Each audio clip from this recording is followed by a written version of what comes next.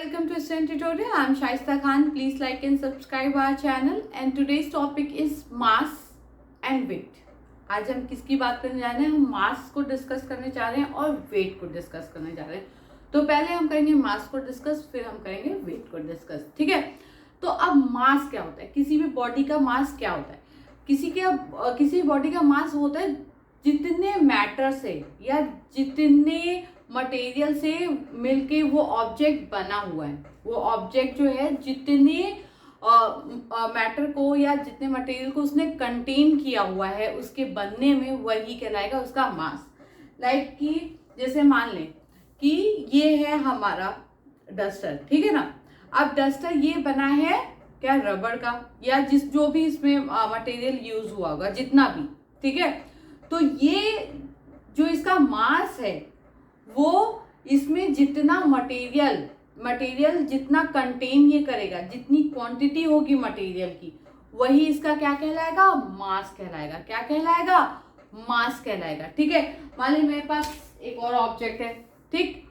अब ये जो ऑब्जेक्ट है इसको बनाने में जितना वुड लगा होगा या जितना वुड इसने कंटेन किया हुआ है, जितना वुड क्या है इसने कंटेन किया हुआ है, वही क्या कहलाएगा? इसका मास कहलाएगा. वही क्या कहलाएगा? इसका मास कहलाएगा. समझ में आया कि मास क्या होता है?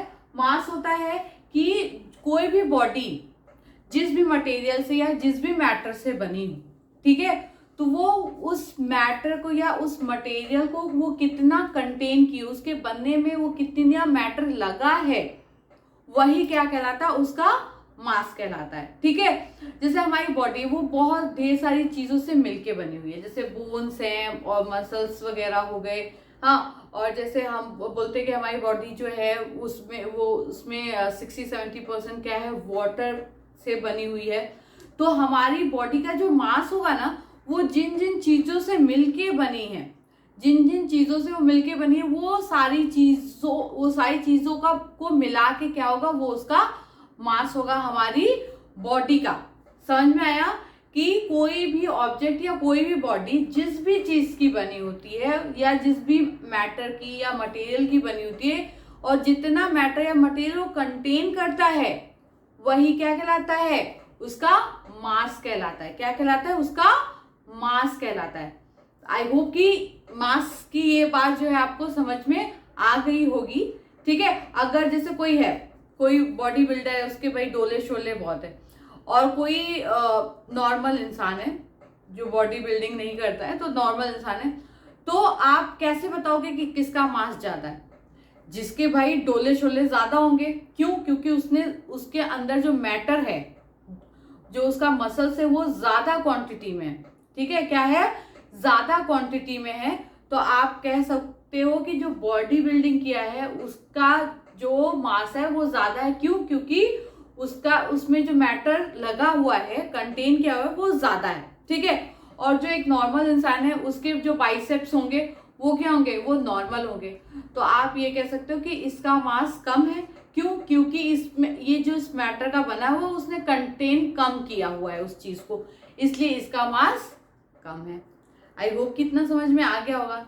तो जो मास होता है वो क्या होता है? वो एक स्केलर क्वांटिटी होता है. क्या होता है? Scalar quantity. क्यों? क्योंकि उसमें सिर्फ मैग्नीट्यूड की जरूरत होती है. किसकी जरूरत है? मैग्नीट्यूड की.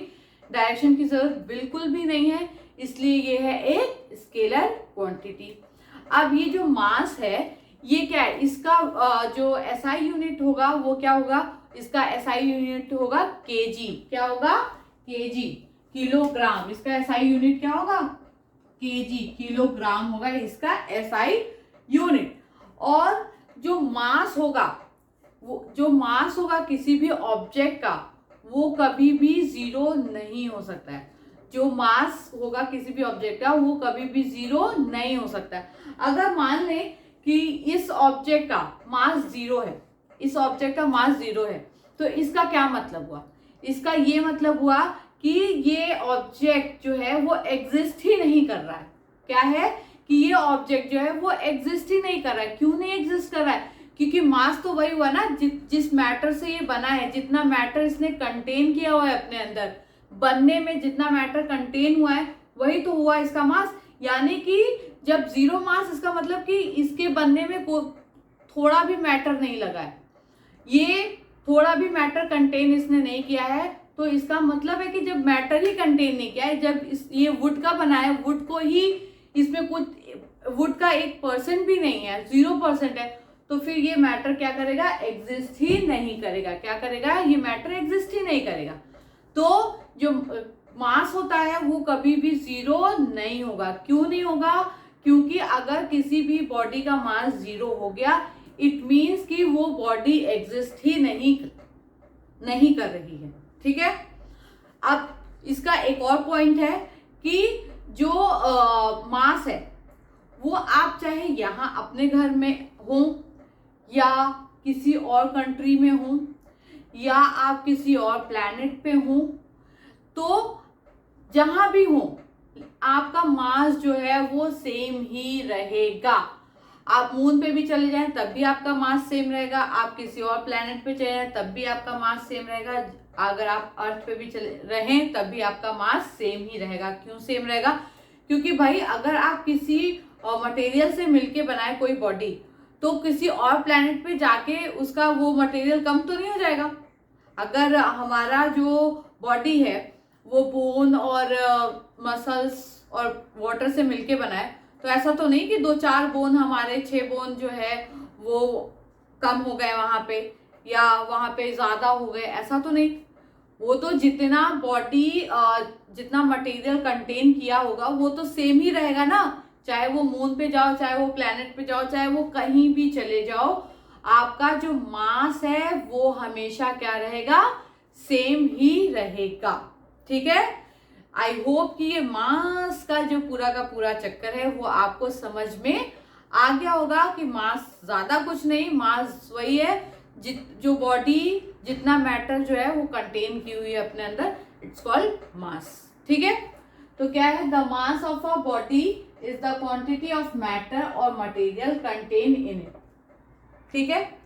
It is scalar quantity. ठीक है। The SI unit of a mass is kilogram. The mass of a body is constant and does not change from place to place.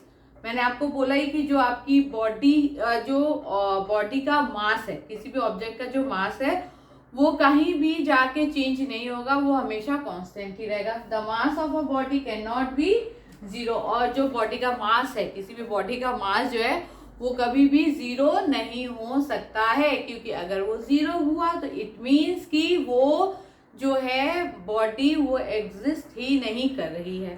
ठीक है। तो आई होप कि आपको मास समझ में आ गया होगा। अब मास तो हो गया अलग, उसको रखिए आप अलग। अब हम बात करने वाले हैं वेट की। तो चलिए वेट की बात करते हैं। फिर मास तो हम लोगों ने देख लिया, अब हम बात करते हैं वेट की। ठीक है। तो वेट क्या होता है, किसी भी बॉडी का वेट क्या होता है, जो अर्थ अट्रैक्शन का फोर्स किसी भी बॉडी पे लगाती है ना, उसी फोर्स को हम कह देते हैं कि यही है उस बॉडी का वेट। जो फोर्स जो है अर्थ जो है इस पेन पे लगा रही होगी, वही फोर्स क्या होगा, इसका वेट होगा। क्या होगा, इसका वेट होगा। समझ में आया कि फोर्स क्या होता है, जो अर्थ जो है, जो अट्रैक्शन का फोर्स किसी भी बॉडी पे लगाती है, वही क्या हो जाता है, उसका वेट हो जाता है। क्या हो जाता है, उसका वेट हो जाता है। ठीक है। The weight of a body is the force with which it is attracted toward the centre of the अर्थ। जो अर्थ के सेंटर की तरफ जो फोर्स आपकी बॉडी पे लगता है, जो अर्थ के सेंटर की तरफ जाता है, तो वही फोर्स क्या होता है, आपका वेट हो जाता है। ठीक है। In the other word, the force of earth gravity acting on a body is known as its weight. जो अर्थ जो है, जो ग्रेविटी किसी भी बॉडी के ऊपर लगाती है, वही क्या हो जाता है, वही उसका वेट हो जाता है। वही उसका क्या हो जाता है, वेट हो जाता है। यानी कि F is equal to M into G. ठीक है। तो m तो क्या हो गया, हमारा मास हो गया। m क्या हो गया, हमारा मास हो गया। हम जब वहां पे बात कर रहे थे कि मास कैन नॉट बी जीरो। ठीक। अगर यहाँ पे हम ये कह रहे हैं कि ये क्या है, हमारा वेट है, मास इनटू ग्रेविटी, ये हमारा वेट है। अगर हमने कहा कि ये become zero, m become zero, तो f क्या हो जाएगा, जीरो। यानी कि f जीरो का मतलब क्या है कि जो बॉडी है अर्थ पे, उस पे कोई फोर्स लग ही नहीं रहा है, उस पे अर्थ कोई अट्रैक्शन का फोर्स लगा ही नहीं रही, जो कि इम्पॉसिबल। अर्थ जो है हर एक बॉडी, हर मतलब कि हवा, गैसेस, डस्ट, जो जितनी भी चीजें होती हैं, तो उस सब चीजों पे क्या करती है, अर्थ जो है फोर्स लगाती है। तो अगर हम जैसे बात करते हैं मास में कि m मतलब मास जो है वो कैन नॉट बी जीरो, मास कभी जीरो नहीं हो सकता। तो मास क्यों नहीं जीरो हो सकता है ये भी देख लें आप, कि अगर यहाँ पे हम कह रहे हैं कि ये F जो है वो ग्रेविटेशनल फोर्स है जो हम अर्थ हमारे ऊपर लगा रही है, तो अगर यहाँ पे मास जो है वो जीरो हो जाएगा तो फोर्स भी जीरो हो जाएगा, जो कि हो ही नहीं सकता है। ग्रेविटेशनल फोर्स तो हमेशा आपके ऊपर अर्थ लगाएगी, ठीक है। तो इसीलिए बोला गया वहां पे कि मास जो है कभी भी जीरो नहीं हो सकता। और ये जो चीज है m इंटू जी, ये जो चीज है इसी को हम क्या बोलते हैं, वेट बोलते हैं। इसी को हम क्या कहते हैं, वेट कहते हैं। तो ये कुछ f की जगह आप क्या लिख दोगे, m इंटू जी, यही क्या कहलाएगा, आपका वेट कहलाएगा। क्या कहलाएगा, आपका वेट कहलाएगा। और सबसे अच्छी बात क्या है ना, कि जब आप इसकी बात करोगे वेट की, कि वेट कौन सी क्वांटिटी है, स्केलर क्वांटिटी है या वेक्टर क्वांटिटी है, तो आप देखोगे कि वेट क्या है, एक वेक्टर क्वांटिटी है। क्या है, एक वेक्टर क्वांटिटी है। वेक्टर क्वांटिटी क्यों है, मास तो एक स्केलर क्वांटिटी थी, तो यहाँ पे वेक्टर क्वांटिटी क्यों हो गई वेट, क्योंकि वहां पे मास क्या था, अकेला था। यहाँ पे वेट क्या है, मास के साथ साथ जी भी है। मास के साथ साथ क्या है, जी। जी क्या है, एक्सेलरेशन ड्यू टू ग्रेविटी, जिसका अपना एक डायरेक्शन होता है, डायरेक्शन टुवर्ड्स द अर्थ। अर्थ की तरफ क्या होता है, उसका डायरेक्शन होता है जी का। तो इसीलिए बोला जाता है कि जो वेट होता है वो क्या होता है, वो एक वेक्टर क्वांटिटी होती है। उसमें मैग्नीट्यूड के साथ साथ क्या डायरेक्शन की भी जरूरत होती है। और कोई भी ऑब्जेक्ट हो उसका जो वेट है वो हमेशा क्या होगा, टुवर्ड्स द अर्थ की तरफ जो है वो नीचे की तरफ क्या होगा, वेट जो है हमेशा उसका डायरेक्शन क्या होगा, नीचे की तरफ होगा, टुवर्ड्स द अर्थ। समझ में आया, ये बात समझ में आई। तो हमने क्या बात कर ली वेट के बारे में, कि वेट क्या है, वेट एक फोर्स है। वो फोर्स जो अर्थ लगाती है किसी भी बॉडी को पर, अट्रैक्शन का फोर्स, वही फोर्स क्या है, वो है हमारा वेट, ठीक है। तो फोर्स जो लगाती है अर्थ, वो क्या होता है, F equal to m into g. m क्या हो गया, मास हो गया, g क्या हो गया, एक्सेलरेशन ड्यू टू ग्रेविटी। तो ये हो गया, यही क्या कहलाएगा, हमारा वेट कहलाएगा। W equal to m into G आप बाई डेफिनेशन लिख सकते, ठीक है। और जो वेट होता है वो क्या होता है, वो एक वेक्टर क्वांटिटी होता है। उसमें मैग्नीट्यूड के साथ साथ डायरेक्शन की भी जरूरत होती है। क्यों, क्योंकि इसमें है g अवेलेबल, ठीक है।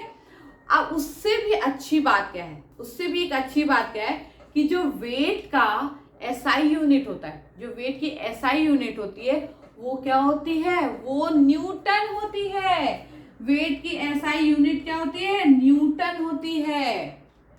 किलोग्राम और ये सब नहीं होता है, वेट की SI यूनिट न्यूटन होती है। क्यों न्यूटन हो रही है, यहीं से बोला जा रहा है कि क्यों न्यूटन, क्योंकि हम तो वेट वो है जो फोर्स अर्थ हमारे ऊपर लगा रही है, तो फोर्स का जो SI यूनिट होता है वो न्यूटन होता है। तो इसीलिए वेट का भी SI यूनिट क्या होगा, न्यूटन होगा। क्यों होगा, क्योंकि वेट तो है हमारा फोर्स जो लगा रही है अर्थ हमारे ऊपर, ठीक है। आई होप कि इतनी बातें आपको समझ में आ गई होगी, ठीक है।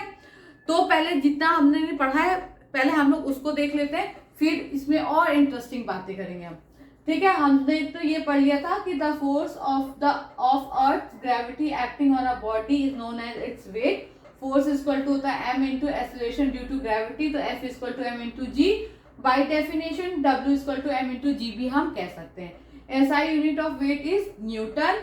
Wait is a vector quantity, ठीक है।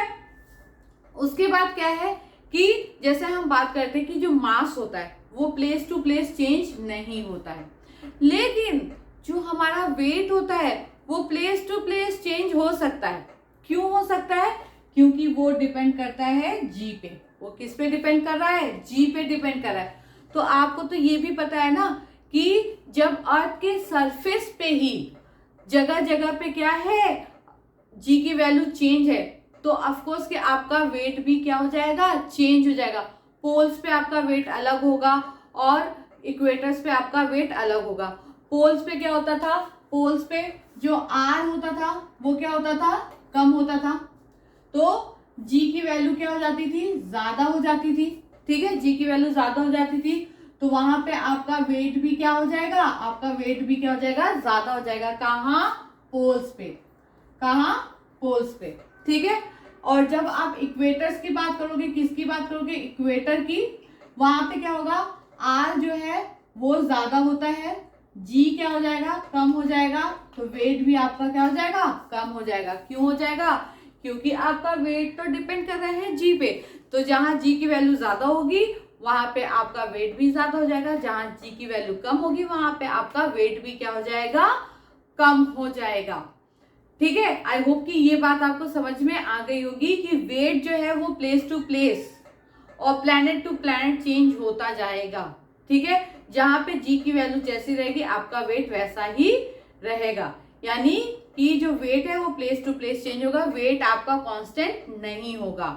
ठीक, उसके बाद आती है बात कि जो आपका वेट है वो क्या होगा?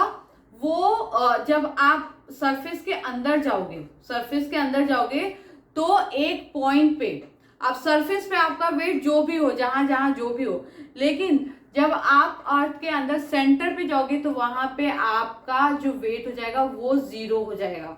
वो जीरो इसलिए हो जाएगा कि सेंटर पे जो जी की वैल्यू हो जाएगी वो हो जाएगी जीरो, तो वहां से आपका वेट भी क्या हो जाएगा? जीरो। ठीक है, क्योंकि आपका वेट टोटली डिपेंड कर रहा है जी पर। तो जी की वैल्यू अगर अर्थ के सेंटर पे जीरो होती है तो वहां पे आपका वेट भी क्या हो जाएगा? जीरो हो जाएगा। हाँ, और जो वेट होता है उसका मैंने आपको बताया कि उसका डायरेक्शन क्या होता है? वर्टिकली डाउनवर्ड होगा।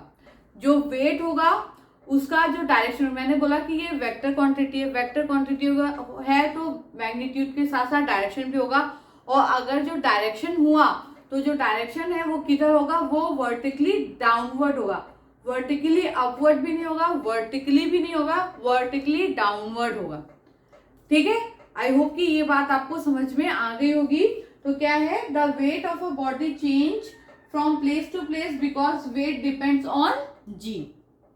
ठीक है, the weight of a body acts in vertically downward direction. ठीक है, जब भी वेट के डायरेक्शन की बात होगी तो आप लिखोगे कि वेट जो है वर्टिकली डाउनवर्ड डायरेक्शन में होता है उसका डायरेक्शन। ठीक है, और whatever be the weight of a body on the surface of the earth, its weight become zero when it is taken to the centre of the earth. अगर हम wait जो है अर्थ के सेंटर पे ले रहे हैं तो वहां पे वेट क्या हो जाएगा? जीरो हो जाएगा। क्यों हो जाएगा? क्योंकि हमारी अर्थ के सेंटर पे जी की वैल्यू जो होती है वो होती है जीरो। तो आई होप कि ये जो मास और ये जो वेट है ये आपको समझ में आ गया होगा। मैं इसको फिर से एक बार आपको जल्दी से रिवाइज करवा देती हूँ। मास क्या होता है? मास वो होता है कि जितने मटेरियल से या जितने मैटर की जो क्वांटिटी होती है उसको कंटेन करता है बॉडी, वो कहलाता है उसका मास। और मास जो है एक स्केलर क्वांटिटी होती है, इसका जो एसआई यूनिट होता है वो केजी होता है। मास जो है वो जीरो नहीं हो सकता, मास जो है वो कांस्टेंट होता है, वो प्लेस टू प्लेस चेंज नहीं होता है। ठीक है, अब हम बात करते हैं वेट की। वेट क्या होता है? वेट वो फोर्स जो कि अर्थ, एक अट्रैक्शन का फोर्स जो कि अर्थ लगाती है किसी भी बॉडी पे, इट्स कॉल्ड वेट। ठीक है, तो F equal to M into g होता है, तो इसको हम बोल सकते हैं वेट भी। तो by definition W equal to M into g हो जाएगा। ये एक वेक्टर क्वांटिटी होता है, ये इसका जो डायरेक्शन होता है वो वर्टिकली डाउनवर्ड होता है। इसकी जो SI यूनिट होती है वो होती है न्यूटन। क्यों? क्योंकि ये एक फोर्स है। वेट क्या है? एक फोर्स है जो कि डाउनवर्ड डायरेक्शन में अर्थ की तरफ है, जो अर्थ के डायरेक्शन में अर्थ की तरफ है, तो वो क्या है, वो फोर्स है, इसीलिए उसका जो एसआई यूनिट है होगा न्यूटन, और जो वेट होगा वो प्लेस टू प्लेस चेंज हो सकता है। पोल्स पे आपका वेट ज्यादा हो सकता है और इक्वेटर्स पे आपका वेट क्या हो जाएगा, कम हो जाएगा। ठीक, उसके बाद जो है आपका जो वेट है वो अर्थ के सेंटर पे अगर अपना वेट आप लोगे तो वहां पे आपका वेट क्या हो जाएगा, बिकम 0 हो जाएगा। क्यों? क्योंकि वहां पे जी की वैल्यू क्या हो जाती है, 0 हो जाती है। अगर आप ध्यान से देखोगे तो आपका जो वेट है वो टोटली डिपेंड करता है जी की वैल्यू पर। ठीक है, तो आई होप कि ये आपको समझ में आ गया होगा। अगर आपको मास और वेट में डिफरेंस भी पूछा जाए तभी आप आराम से लिख सकते हो। क्यों क्यों क्या मास क्या है, वो मास बाय उसका डेफिनेशन भी लिख दो, फिर उसके बाद आप उसका एसआई यूनिट लिख दो, फिर उसके बाद आप उसका जो क्वांटिटी है, ये वेक्टर है कि स्केलर है, ये लिख दो। फिर आप लिख दो कि मास जो है कैन नॉट बी 0 और वेट 0 हो सकता है। ठीक है, और जो है आप लिख सकते हो कि मास जो है वो कांस्टेंट होता है और वेट कांस्टेंट नहीं होता है। तो इतने 3-4 पॉइंट 5 पॉइंट आप लिख दोगे और आराम से आपका जो है जो वेट और मास में जो डिफरेंस अगर आपको पूछा जाएगा तो आराम से आप उसका आंसर दे सकते हो। तो आई होप कि ये जो मास और वेट की कहानी थी ये आपको अच्छी लगी होगी और समझ में भी आई होगी। अब हम आपसे मिलेंगे अपने नेक्स्ट टॉपिक के साथ और अपनी नेक्स्ट क्लास में। Thank you so much for watching.